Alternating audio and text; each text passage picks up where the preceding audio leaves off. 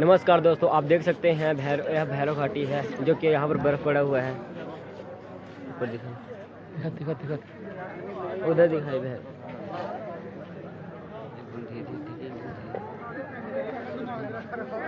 यह काफ़ी दिन से बर्फ़ पड़े हैं ऊपर। हाँ, एकदम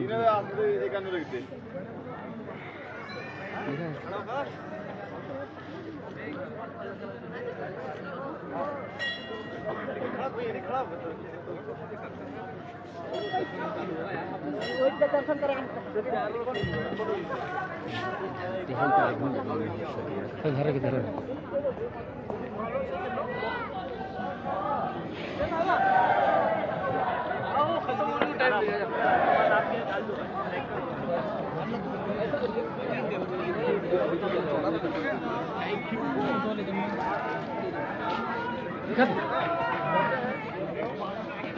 मतलब कुछ पूछा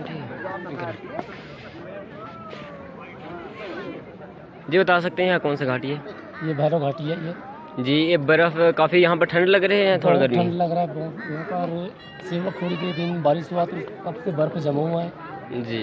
और अभी भी बर्फ़ यहाँ पर है जी हाँ, अमन लड़ाई हो झगड़ा हुआ थे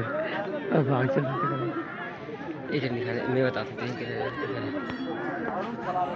जैसे कि आप देख सकते हैं, हमारे कैमरा ने बताया है कि यहाँ पर भैरव घाटी है। देख सकते हैं आप ऊपर बर्फ़ है।